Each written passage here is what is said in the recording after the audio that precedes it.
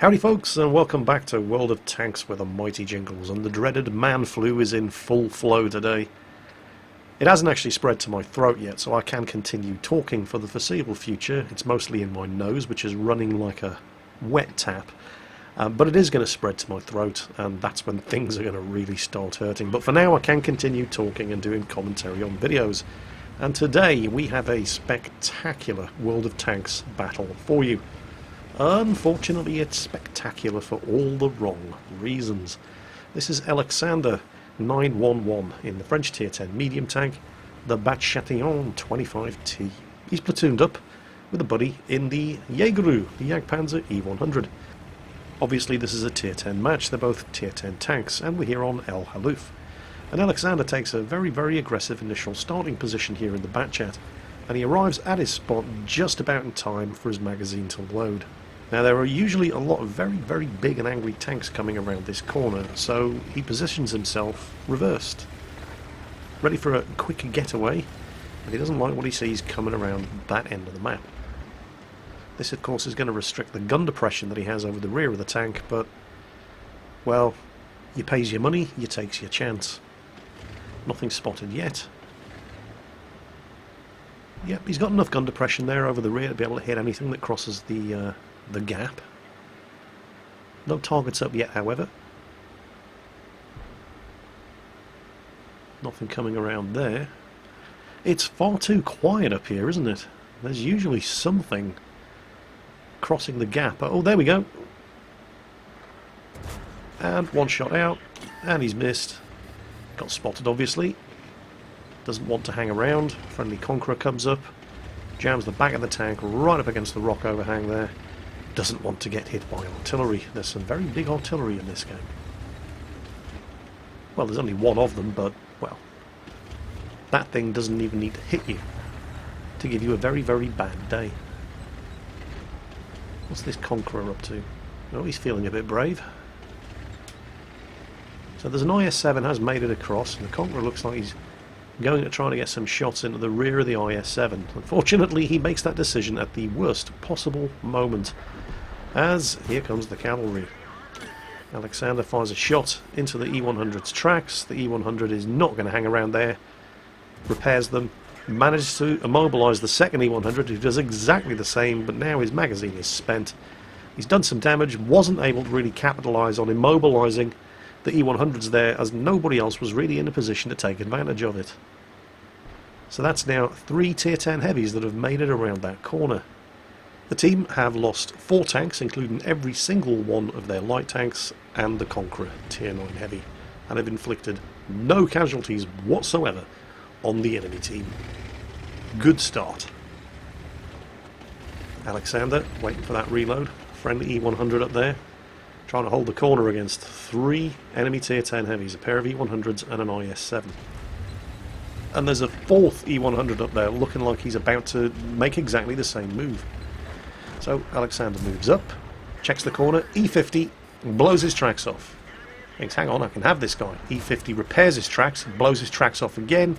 Another shot in, 1 shot left, he's about to kill this guy, and then, whether by accident or design, the WZ-111 pops out at the crucial moment and takes the last hit, keeping the E50 in the game.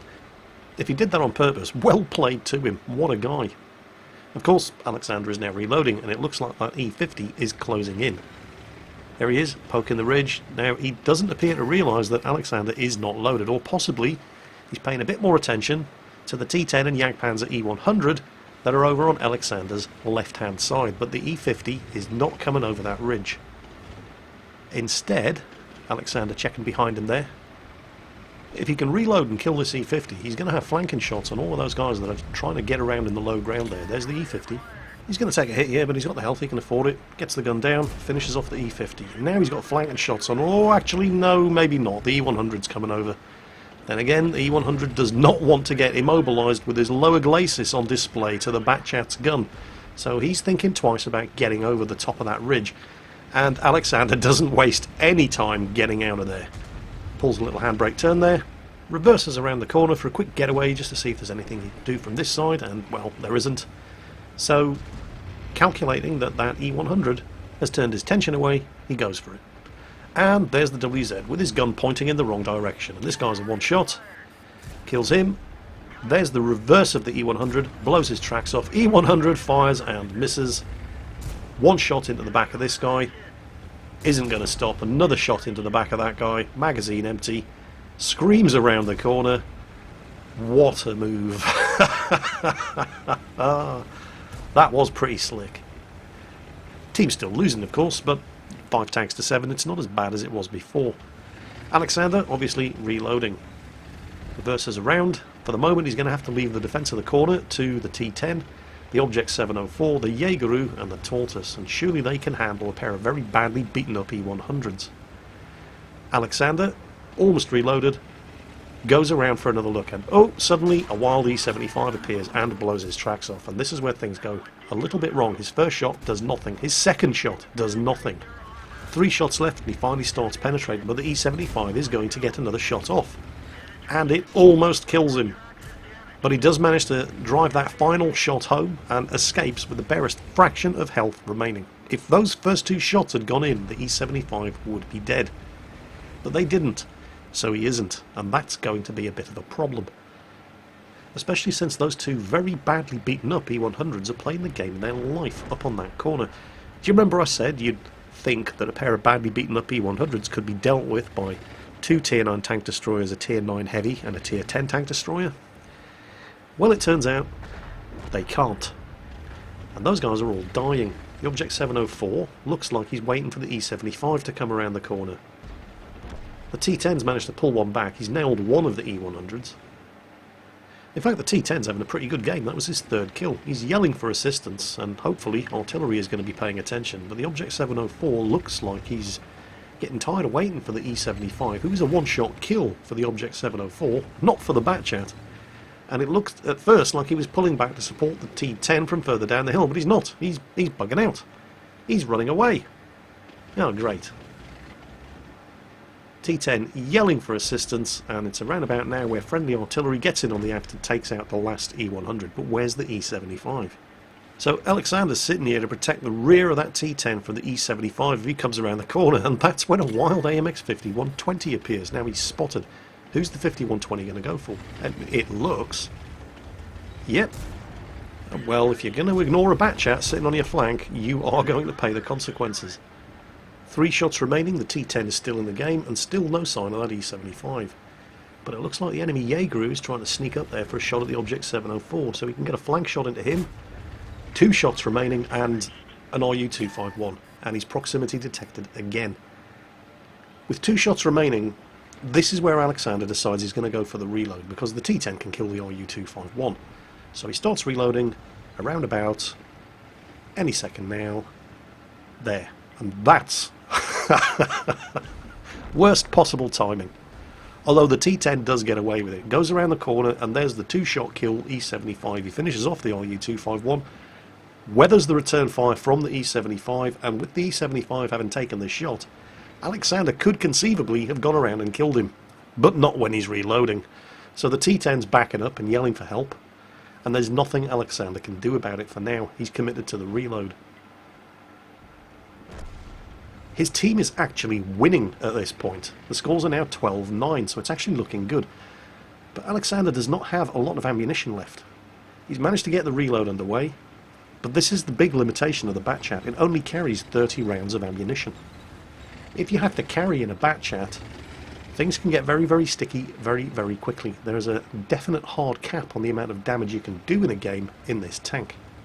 Still, 7 shots remaining. There are 6 tanks left on his team and only 3 left on the enemy team. The friendly Waffenträger Panzer IV managed to snipe the E75 to death. So providing somebody else on his team is capable of doing some damage and not dying to the Death Star, the Jaegeru, and the enemy artillery, 7 shots should be enough. Unfortunately, the enemy have just managed to bring the scores up to 12-10. And the Jagdpanzer E100 was spotted climbing the hill down there. The good news is that they're both tank destroyers.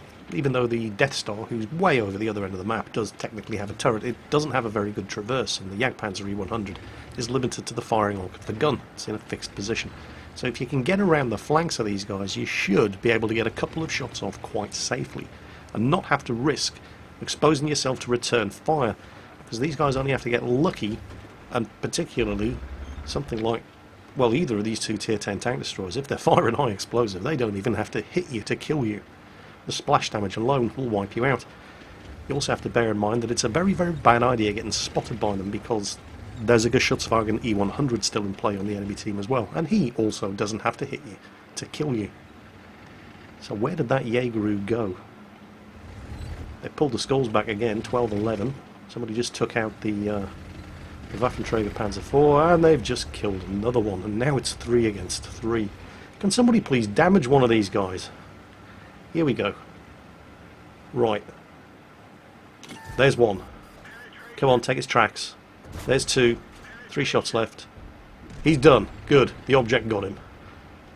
3 shots remaining. 2 in reserve. He only has 1. If he goes for a reload now, and that's what he's decided to do. Oh crap, there's the Death Star. Hug the rock, hug the rock, hug the rock. Yeah, and the Death Star just took out the Object 704, which means that Elacsander is now the last tank left alive on his team. He is reloading, and he only has 5 shots, and that's not enough to deal with the full health FV215B183. The Death Star has 2,000 health. You cannot do that amount of damage with 5 shots from the BatChat's gun, and 5 shots is all he's got. And he certainly can't win by ramming him either, because he doesn't have the health for it. He can still win, however. He's going to have to win by capping.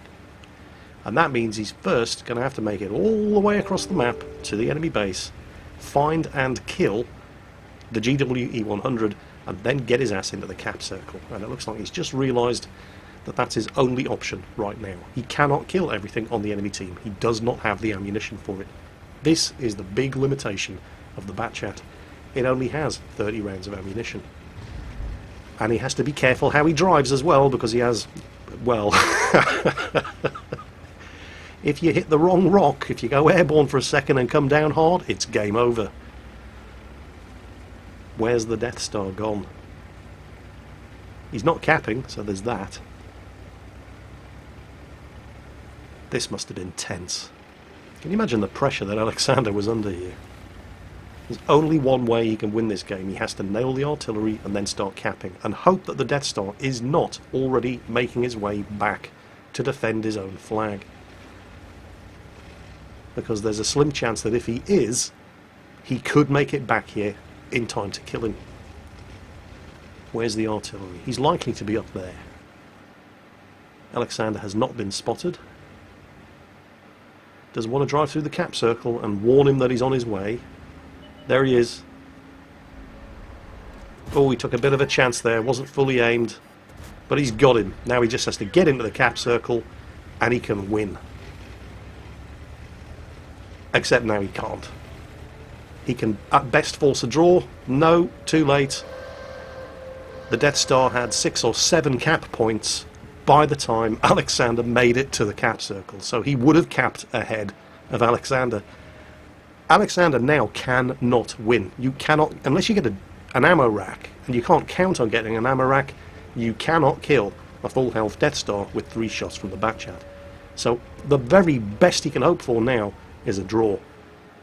And to do that, he's going to have to hit the Death Star, reset the cap, and get out of there alive. Cross your fingers. Can you imagine the pressure he was under here? It's all going to come down to which way the Death Star's gun is pointing. He's definitely going to get back in time to reset, but if the Death Star's gun is pointing the right way, this could all end very, very badly. So he's using all available concealment to get as close to that cap circle as possible and give himself the... There he is, and his gun is pointing the wrong way. And first shot out, cap reset.